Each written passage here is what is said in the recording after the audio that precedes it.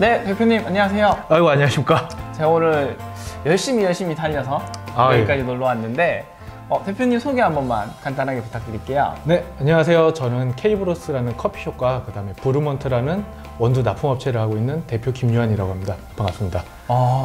K브로스. 네.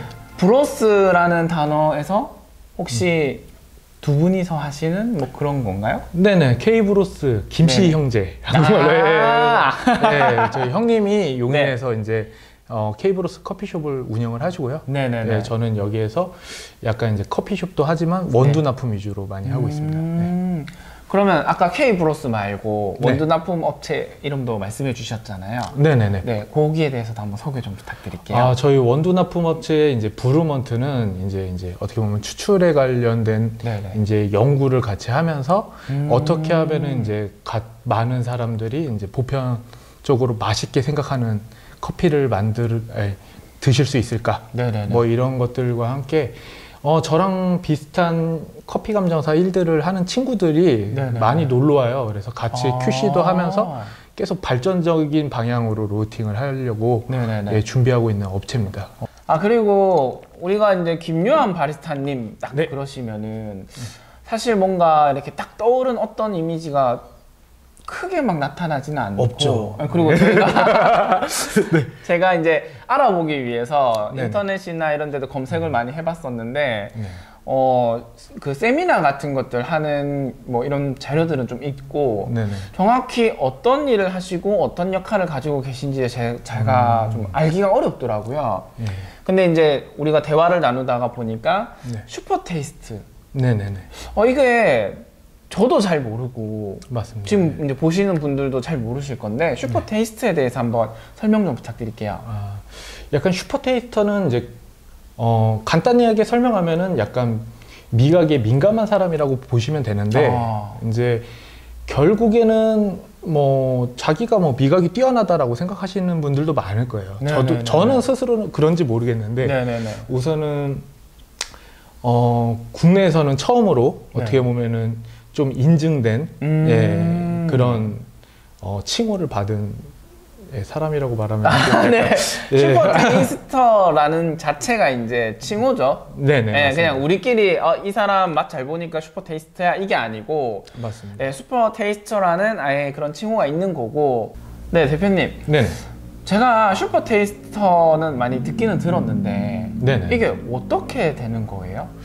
우선적으로 이제 그 SCA 이제 커피 감정사인 큐그레이더나 뭐 이런 시험들을 봤을 때 네네. 거기에서 이제 고득점자에게 주어지는 칭호라고 보시면 되고요.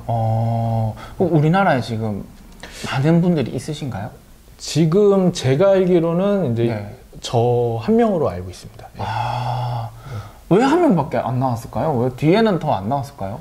우선은 이제 이 칭호는 그 첫 시험에서만 이제 네네네. 그 고득점자에게만 주어지는 칭호고 네. 제가 알기로는 이제 한번 다시 재시험을 봐서 이제 고득점이 나왔을 경우에는 예, 칭호가 주어지지 않는 걸로 알고 있어요. 근데 그게 지금 우리나라에 유일하게 한 분 계신 거 맞고요. 그렇죠. 네. 아시아에서도 이제 저 혼자. 아시아에서도 네. 혼자 계시고. 혼자 또는 우선은 적어도 1위 아직은. 네. 어쨌든 이제 알고 있으신 상황에서는 네, 아시아에도 유일하게 혼자인 걸로 알고 계시고. 네. 세계적으로도 그러면은 그게 있나요? 지금은 잘 모르겠는데 예전에 그 TV 프로그램을 한번 출연했을 때 PD님이 조사를 한번 해주셨어요. 그쪽 그 SCA에 전화를 하셔가지고 그때 아마 세계에 그때는 이제 34명이 있으셨고 그때 이제 제가 이제 정확한 스코어를 봤을 때 이제 제가 아시아 1위, 그때 세계 7위라는 그로 인증되었다고 그때 알게 되었습니다. 사실은 우리가 오늘 여기 온 이유는 뭐 물론 김유한 바리스타님 대표님을 또 알고 우리가 또 뭐 슈퍼테이스트는 어떤 일을 하고 어떤 직군인지부터 궁금한데 오늘 사실 우리가 하려고 했던 얘기들은 이런 얘기보다는 조금 더 이제 우리가 추출이나 맛이나 뭐 이런 부분에서 어떻게 하면 조금 더 잘 할 수 있을까 이런 부분들도 조금 얘기를 나눠보려고 하는데 혹시 김유한 대표님이 생각하시는 뭐 추출 이런 것들이 어떻게 하면 좀 잘할 수 있는 게 있을까? 뭐 그런 것들이 있을까요? 사실은 이제 어떻게 보면은 이제 경험 많은 이제 커피 감정사들은 네네. 뭐 커피 감정사를 떠나서 이제 어떻게 보면은 제가 커피 감정사를 하게 된 계기도 네네. 사실 아시는 로스터 분이 네. 커피 감정사 자격 이제 교육을 받으면서 네네. 로스팅 실력이 많이 좋아지셨어요. 그래가지고 이제 저도 그거를 하면서 사실 커피 감정사라는 길로 가는 게 아니라 네네. 사실 제 로스팅이나 네. 제 커피 추출에 대한 그 어떻게 보면 실력을 업그레이드 시켜서 사실 이런 자격증을 취득하게 됐었던 거고 네네네네. 이제 그러다 보니까는 그게 이제 조금 더 주업이 된 거라고 보시면 되는데 어떻게 보면 커피 감정사가 되면서 네네. 이게 이제 일반 바리스타랑 틀리다기보다는 네네. 결국은 커피에 대한 관심이 많으신 분들은 항상 똑같은 행동을 할 거예요. 뭐냐면은 어떻게 보면 커핑이라는 것 자체도 네네네. 이 하나의 이런 컵을 네. 하나의 샘플로 보고 네. 이 샘플을 분석하는 행위거든요. 네네네. 한마디로 커피에 대한 관심이 많아지면 예를 들어서 그 커피에 대한 분석을 하게 되고 네. 그거를 어떻게 보면 세분화하는 과정 중에 하나가 네네. 약간 맛과 향, 그 다음에 시각적으로 이런 것들을 분석하는 행위 자체가 커핑이라고 보고 그렇게 치면은 뛰어나고 이런 행동들을 많이 하는 그 아까 이제 뭐 바리스타나 로스터들 분들도 네네네. 그냥 오히려 경험이 적은 커피 감정사들보다 훨씬 더 나을 수도 있고 라는 생각들도 합니다. 그래서 이 추출할 때 가능하면은 얘를 추출된 결과물을 보고 네. 조금 더 이 맛을 정밀하게 분석하고 세분화해서 무엇이 잘못됐는지에 수많은 이제 그 커피의 이게 변수들 중에서 이 변화를 주는 변수 중에서 어떤 것들을 잡을지 이 디테일하는 과정들을 네네네. 생각할 수 있는 소중한 이런 경험들을 쌓은 게 어떻게 보면 커피 감정사가 된 이유였고 그걸로 인해서 추출도 좀 실력이 좀 더 늘어나지 않았나. 그럼 우리가 전체적인 커피 한 잔을 놓고 봤을 때는 네네. 사실 이제 재료 생두가 있고 그렇죠. 그다음에 이제 저희가 로스팅을 하고 네네. 그다음에 추출을 하고 추출된 커피를 가지고 컵 테스트를 이제 하잖아요. 그렇죠. 그러면은 사실 추출이랑 커핑은 어쩔 수 없이 이제 묶여서 같이 항상 가게 되잖아요. 그렇죠. 혹시 그런 부분에서 조금 더 잘 할 수 있는 팁들이 있을까요? 예를 들어서 이제 커피를 보면은 이제 커피의 다양한 맛들 중에서 네네. 결국은 추출에 관련된 예를 들어서 네네네네. 어떤 게 약간 언더된 익스트랙션이냐, 네네네. 약간 어떤 게 오버됐느냐, 네. 어떤 게 과추출이냐, 어떤 거 과소추출이냐 네네네. 여기에서 이제 혼동을 하시는 분들이 꽤 많아요. 이제 제가 하나의 팁은 아니고 네네. 그냥 기본적으로 가지셔야 될 생각 중에 하나를 초보분들께 말씀드리자면 네네네. 이제 갓 학원이나 이렇게 나오신 바리스타들은 네. 한쪽으로만 생각하시려는 경향이 있어요. 예를 들어서 과소 추출이면 과소 추출, 네네네. 과다 추출이면 과다 추출 네네네. 이렇게만 생각하시는데 네. 이런 어느 쪽이 더 우위냐는 평양적인 추출은 사실 실제로 해보면 사실 많이 일어나지가 않습니다. 그리고 많이 일어난다 하면은 사실 그거는 어떻게 보면 거의 1차원적이기 때문에 네. 그닥 잡기 어렵지 않을 수도 있어요. 약간 그냥 기본적인 솔루션으로 잡아낼 수 있는 방식이라고 친다면 네. 사실 가장 혼동을 많이 주는 게 바리스타들한테 네네. 결국 편차를 일으킨다는 거죠. 네. 한마디로 이 커피 한 잔이 그냥 약간 시큼하고 떫고 네. 이래서 네네네. 과소 추출이다. 네. 이랬으면 조금 더 과다 추출을 일으킬 수 있는 여기에 그런 힘들을 실어주면 돼요. 예를 들어 네네네네. 추출 시간을 늘린다든지 네네. 뭐 분쇄를 가늘게 한다든지 뭐 여러 가지 방법이 있겠죠. 네네. 근데 실제로 커피는 그런 맛만 나는 게 아니에요. 그러니까는 추출됐을 때 대다수가 실수하는 것들이 뭐냐면 네네네. 편차가 일어나는 거죠. 그래서 과소도 일어나고 네. 과다가 일어나고 둘 다 일어나기 때문에 얘는 신맛도 나는데 써. 그러니까는 이거를 어떻게 해야 되지? 갈피를 못 잡는 거죠. 그쵸.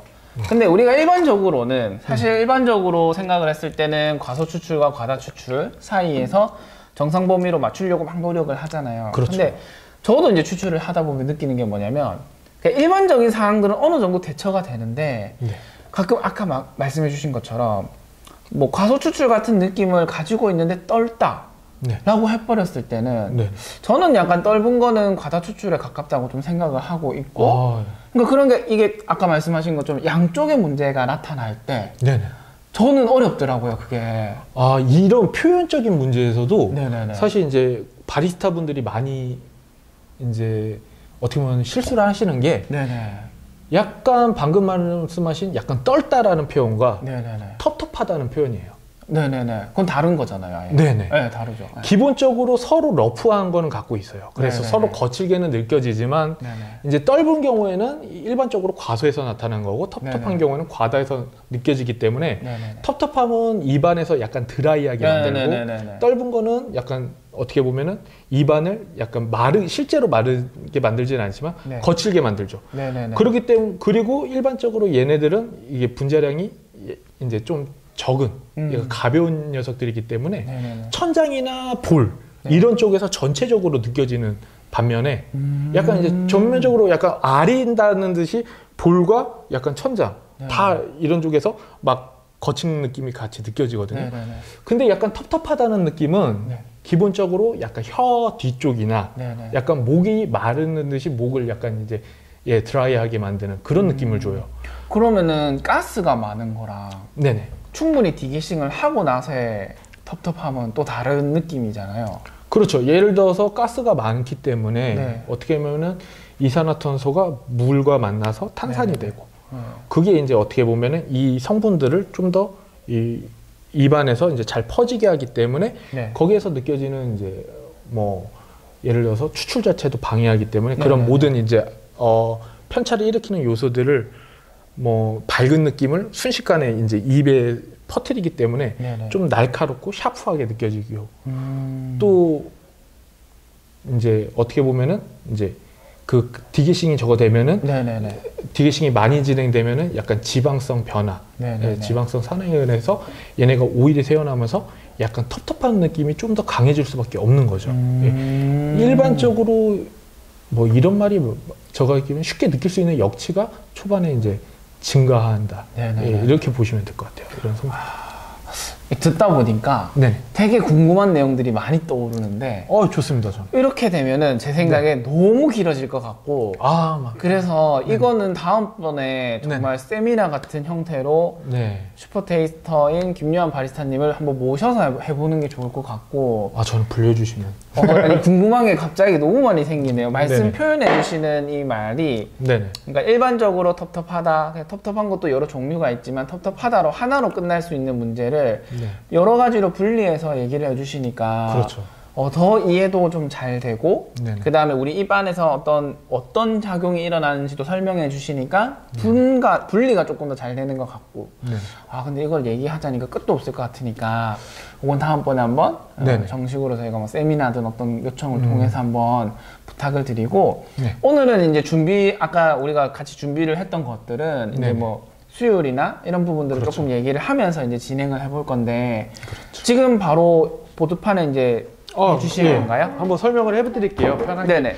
그럼 제가 초점을 한 번만 더 잡을게요. 보드판 가지고 오시면 초점이 틀어질 거라서.